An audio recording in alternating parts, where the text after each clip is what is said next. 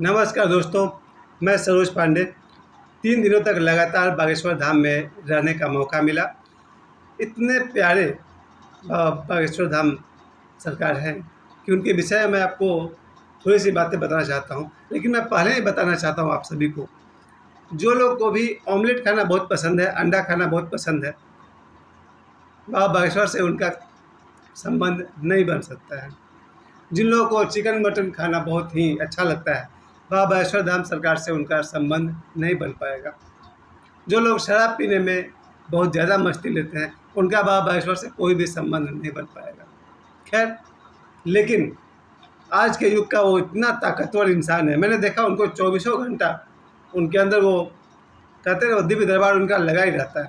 बिल्कुल जब चाहे तब वो जो जानना चाहे जान सकते हैं। और आदमी के बुरे कर्म के कारण जो हम लोग दुख भोगते हैं, 100% न सही तो 40% 50% तक लोगों के दुख कम कर सकते हैं, ताकि आदमी अपने साधना से, अच्छे कर्मों से पिछले पापों को बराबर कर सके। तो चलिए, कैसा रहा मेरा ये 3 दिन गोल्डन डेज बागेश्वर धाम में, इसकी शुरुआत करते हैं हम लोग। सबसे पहले मैं अपने अगले वीडियो में बताऊंगा कि बागेश्वर धाम कैसे पहुँचे।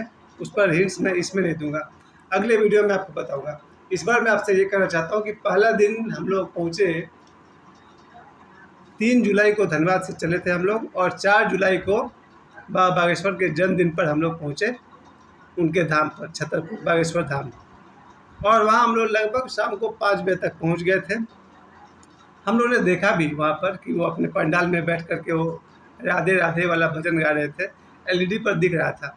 उसके बाद भी मैं और मेरी बेटी साक्षी, पहले हम लोग गुरुदेव के दर्शन नहीं किए, पहले हम लोग बालाजी की, हनुमान जी का दर्शन करने चले गए। तो हम लोग शाम को 5 बजे ही जो बालाजी हनुमान जी है उनके मंदिर में हम लोग चले गए दर्शन करने, और 5 मिनट के अंदर हम लोग दर्शन करके वहाँ से लौटे हैं।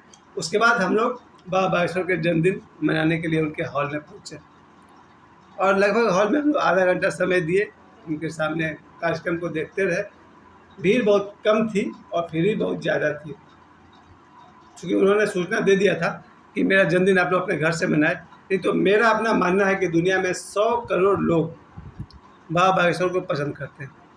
जैसे भारत की आबादी 140 करोड़, तो भारत में तो लोग उनको मानते ही हैं। पूरी दुनिया के लोगों को जोड़ा जाए तो 100 करोड़ लोग ऐसे हैं जो बाबा बागेश्वर को बहुत ही प्रेम करते हैं। उन्होंने 100 करोड़ लोगों को 10 दिनों से मैसेज दिया हुआ है कि बालाजी हनुमान जी के मंदिर में काम चल रहा है, अभी आप लोग मत आइए। इसलिए भी भीड़ कम थी।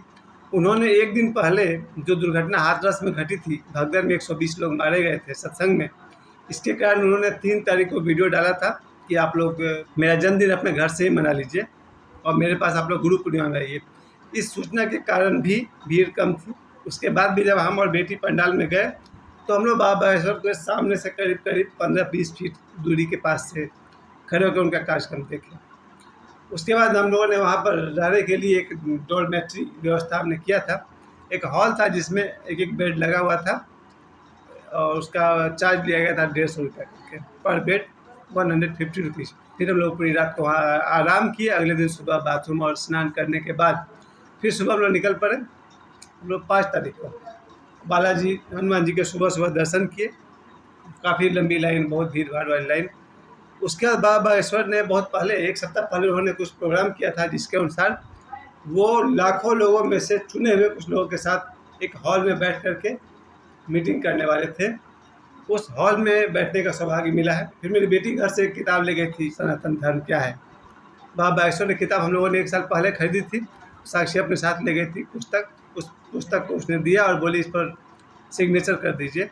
तो बाबा बागेश्वर ने उस बुक के कवर के बाद उन्होंने साइन करके मेरी बेटी को दे दिया। तो उसी दिन रात को, 5 तारीख की रात को, बाबा बागेश्वर फिर ऑस्ट्रेलिया चले गए, और हम लोग अपने रूम में आकर के फिर से आराम करने लगे। और अगला दिन 6 तारीख सुबह, शनिवार, यानी कल, आज तो 7 तारीख है, 6 तारीख की सुबह जब मैं सुबह 4:30 बजे, रात को मेरी नींद खुल गई 1:45 बजे, मैं सुबह 4:30 बजे जाकर देखता हूँ सड़क पर लाखों लोग बालाजी हनुमान जी के मंदिर की परिक्रमा कर रहे हैं।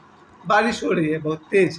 उस बारिश में भी मुझे आश्चर्य हुआ। मुझे लगा कि बाबा बागेश्वर जब धाम में नहीं है, ऑस्ट्रेलिया गए हैं, तो शायद धाम में कोई 10, 20, 100, 50 लोग आएंगे। नहीं सर, जितना बाबा बागेश्वर के प्रेजेंस में आदमी थे, उससे ज़्यादा, मेरे हिसाब से लाखों आदमी सुबह सुबह 4, 4:30 बजे परिक्रमा कर रहे थे बालाजी हनुमान जी के मंदिर की। तो लगता है सारा दिन 2 लाख से अधिक लोग पहुंचते हैं। हर मंगलवार, हर शनिवार को वहाँ जो पेशी लगती है उसमें 2 लाख से अधिक आदमी प्रत्येक मंगलवार को और शनिवार को पहुँचते हैं।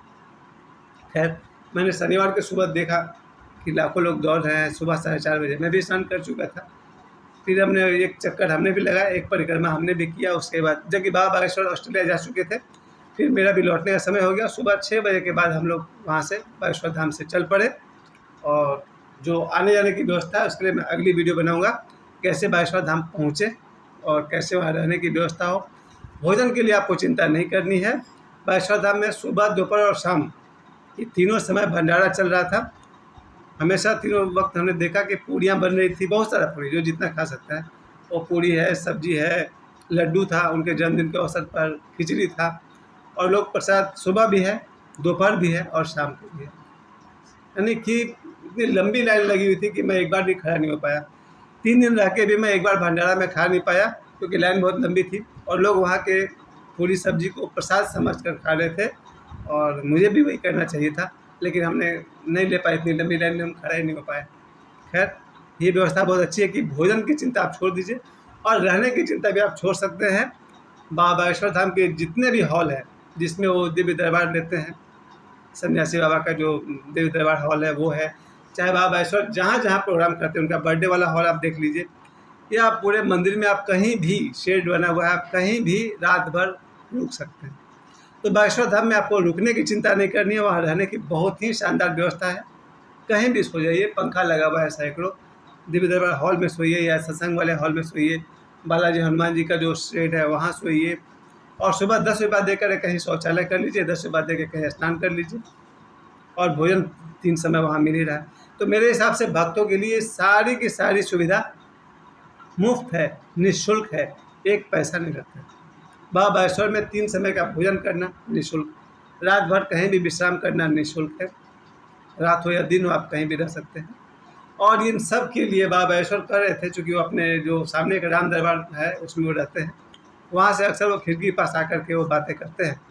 वो बता रहे थे, वहाँ से उन्होंने एक बार हम सब की अर्जी लगाई, सामूहिक अर्जी लगाई, मैं वहीं पर था। तो कभी भी वो अर्जी लगा देते हैं किसी की भी। उसके बाद फिर जब वो ऑस्ट्रेलिया जा रहे थे तब मैंने उनको लगभग 6 फीट सामने से देखा है। और मैं अपने अगले वीडियो में आपको बताने वाला हूँ कि बागेश्वर धाम कैसे पहुँचे और रुकने की और क्या व्यवस्था है, भोजन की और क्या व्यवस्था है। फिलहाल मुझे समय देने के लिए आप सभी को बहुत बहुत धन्यवाद।